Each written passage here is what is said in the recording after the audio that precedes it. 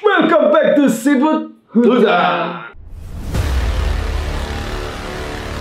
This content is brought to you by GNT.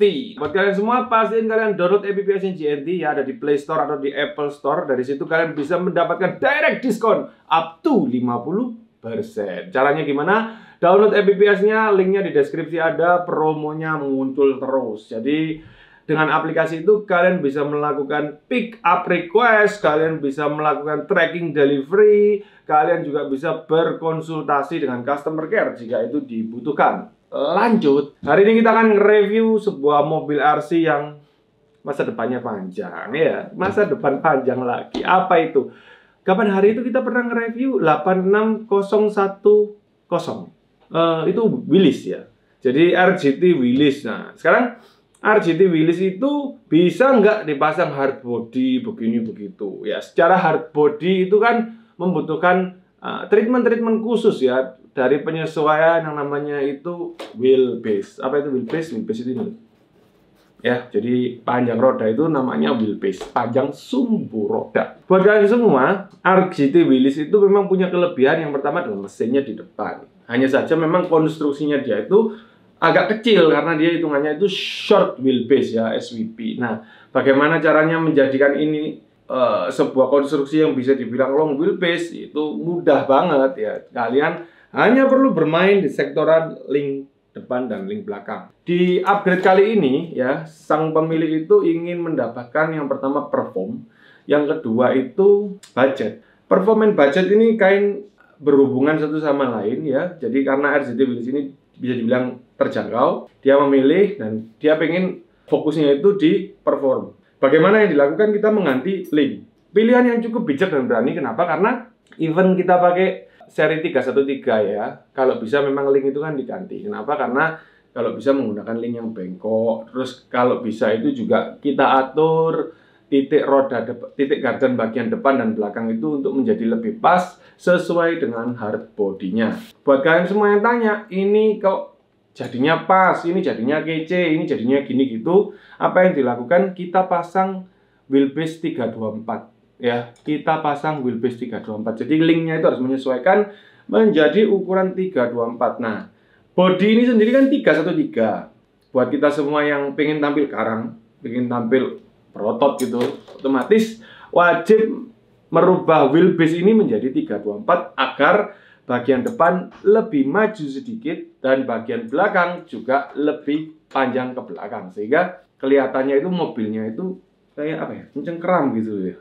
Kalau kalian net to net, mobilnya itu kayak agak jadi kayak ya street biasa gitu, jadi agak sedikit mengambang. Pemasangan hard body sendiri menggunakan teori magnet dan body post. Sebelum kita masuk ke hard body, kita lihat di bumper depan ya. Bumper depan ini pakai Bandito ya. Bandito di sini dipercaya, waduh, dipercaya mampu menambah kegantengan dan sudah support untuk dipasang winch jika dibutuhkan.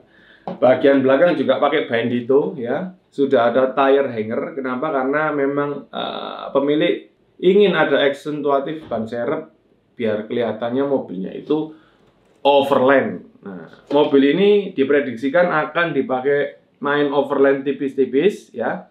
Maksudnya tipis-tipis itu bagaimana? Overland kan udah tipis ya, udah flat banget. Iya, tipis-tipis itu berarti masih ada poin-poin untuk disiksa. Kenapa? Karena sesuai dengan kontur dan geometri, untuk ukuran wheelbase segini sangat cocok untuk disiksa. Sebenarnya begitu. Untuk ban ini pakai Proline ya, G8 dari BFG. Jadi KM3. Tipenya adalah G8. Jadi G8 itu markingnya coklat ya. Ban ini bisa dibilang soft ya. Jadi G8 itu bukan normal ya. Kalau Predator itu super soft. Jadi ban ini sudah soft. G8 ini sendiri sangat cocok untuk medan bebatuan dan daerah-daerah yang jauh dari tanah dan lumpur ya. Jadi kalau kalian mainnya di daerah-daerah yang begitu, G8 BF Goodrich KM3 ini sangat cocok dibuat main. Kenapa? Karena ini adalah ban terkeren kalau difoto. Ya, ini ban terkeren kalau difoto. Jadi ini menghiasi feed Instagrammu jadi lebih semlau gitu loh. Oke sob, jadi kita akan buka saja dia sekarang. Jadi caranya buka bagaimana? Di bagian depan kursi ini dan kursi depan kiri kanan itu ada body clip ya, tinggal kalian tarik lalu kalian angkat seperti ini. Nah, ini adalah penampakan interiornya ya. Jadi kita di sini menggunakan baterai 5200 ya, yang kita konfigurasikan ditaruh di depan. Begitu juga untuk dinamo depan udah menggunakan Fusion SE ya. Jadi ini sudah bisa dibilang brushless ya. Kenapa? Karena hari ini Fusion SE itu mengguncang peradaban dunia RC Adventure atas dua hal. Yang pertama, harganya juga tidak terlalu mahal ya, affordable, dan juga dia itu sangat enak ketika dipakai bermain ya. Tenaga dapat, torsi dapat, dan baterai efisiensinya luar biasa bagus. Untuk servo belok-belok di sini dia menggunakan DS35 ya. Jadi DS35 dipercaya ampuh untuk mengatasi permasalahan ini.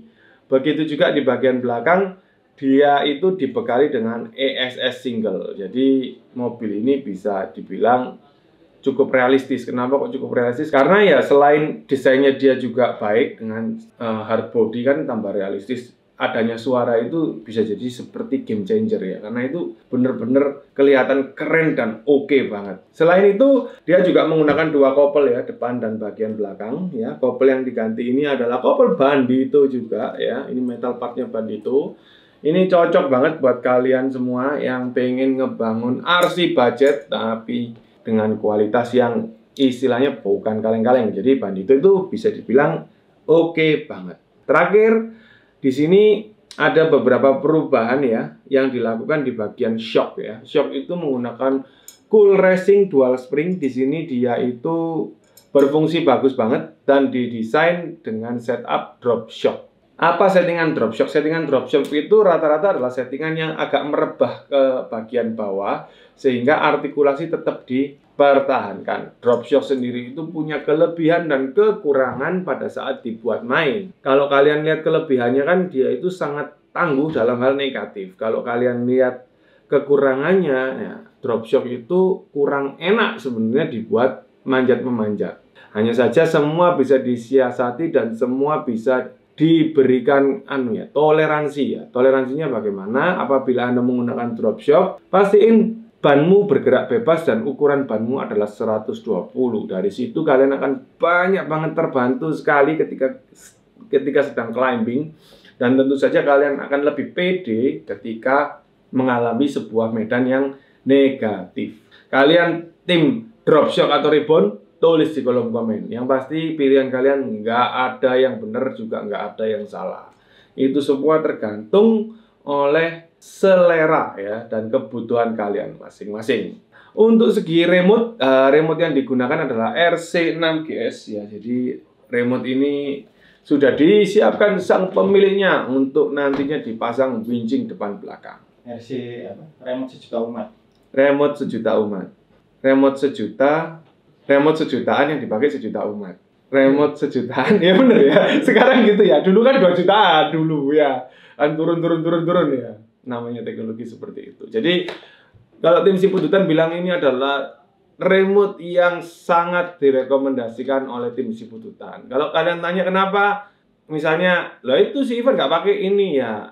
Itu pilihan. Kenapa kok ini direkomendasikan? Karena remote ini paling tangguh ya, kena air itu ya nggak eman, nggak sayang, jatuh itu ya sudah kan begitu. Nah, kalau kita pakai remote yang istilahnya itu premium gitu, ya memang jauh lebih enak dan lebih baik.